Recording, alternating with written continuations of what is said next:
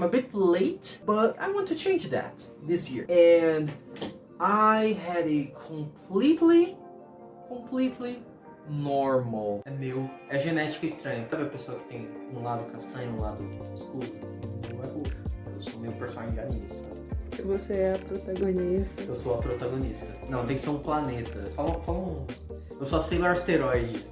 Normal Brazilian Christmas. It wasn't white because there's no snow, but I ate a whole lot of rabanada and played a lot of Fortnite. You guys have kind of like plans that you do when it's New Year's, like I want to lose weight, I want to do X insert creative thing. I have those, and I want to produce more zines. I want to get a tabletop RPG that I'm making.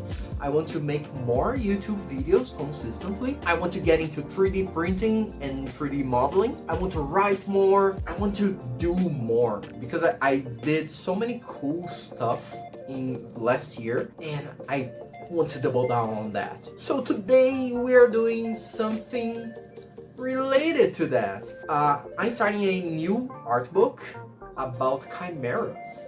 You know chimeras from Greek mythology? I always loved the concept. A chimera, for those who haven't watched Full Metal Alchemist, is this monster made of different parts of animals bunched together in a freakish way. And as part of the tabletop RPG game that I'm making, I want to make this small supplement as a side project because I have ADHD. I don't like staying still on the same project for too long. I need side projects so that I can take a breather and then return focused to the main project. It's kind of my thing. One of the things that I want to do this year, I want to get more in touch with my own culture, my own folklore, my own roots. I've never been very in touch with my own culture.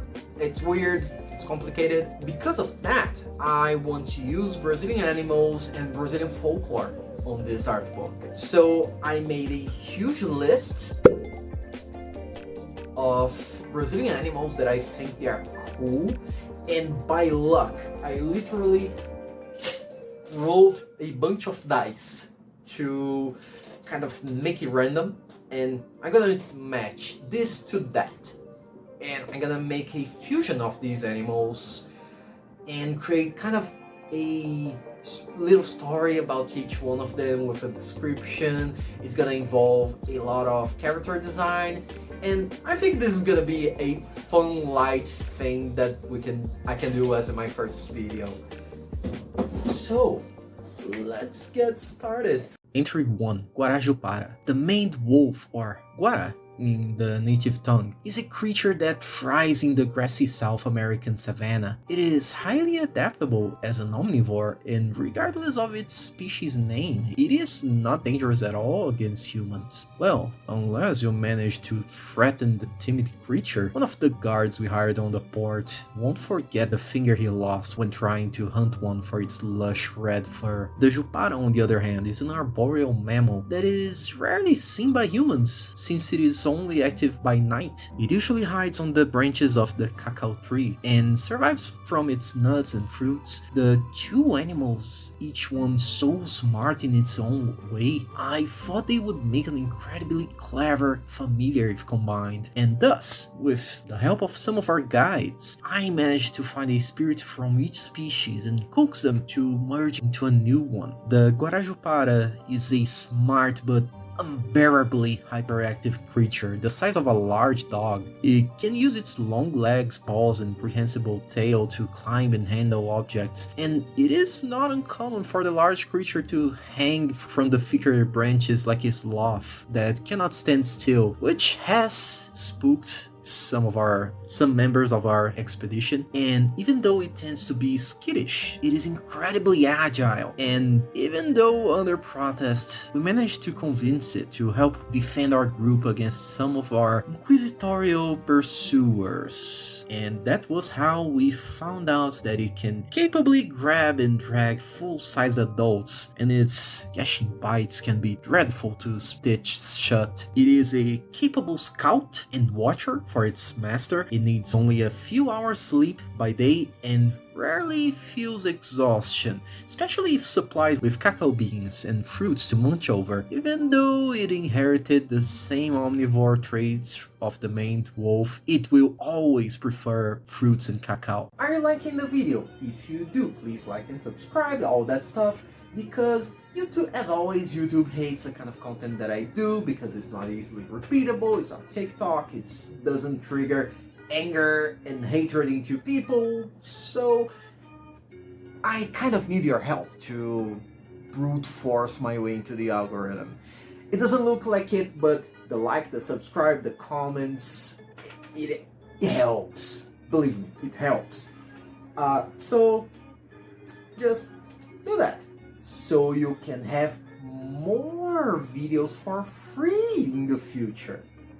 It's just that. Let's go back to the good stuff. Entry 2. Manacharara. Traveling along the immense river that goes from the land of the Incas to the west, crossing what might be the widest rainforest there ever was, until it disappears on the Eastern Ocean. I've met an aquatic animal that some of our expedition sailors was convinced to be a mermaid. Imagine his surprise when we managed to get close and saw its face. The manatee is an incredibly gentle creature, and looking at the great flocks of blue macaws that followed us after our shiny objects, I thought it would be so interesting to combine such spirits from water and air. Never did I know that you do not cast this familiar indoors. I repeat, do not. The combination of the thick manatee and a blue macaw will create a humongous leviathan of the skies, unequal to a flying whale. I admit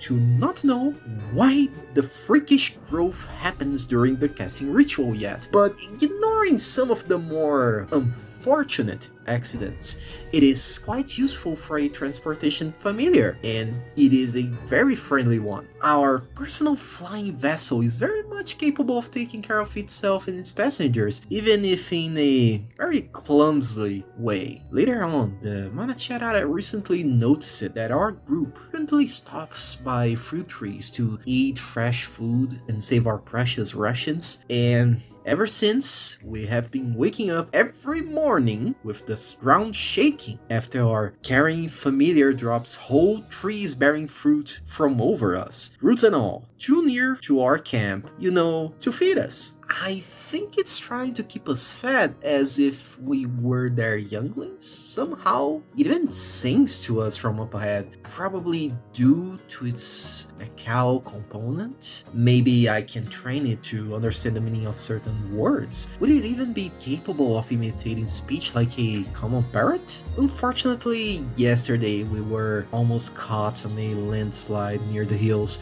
You see, because of its size, the wind and air pressure created to lift its humongous body with its 4 wings can be devastating from up close, especially if it's trying to quickly gain altitude. I fear that the Manacharara might be too unwieldy for most mages to keep around, but it surely is the king of the skies. There is no comparison.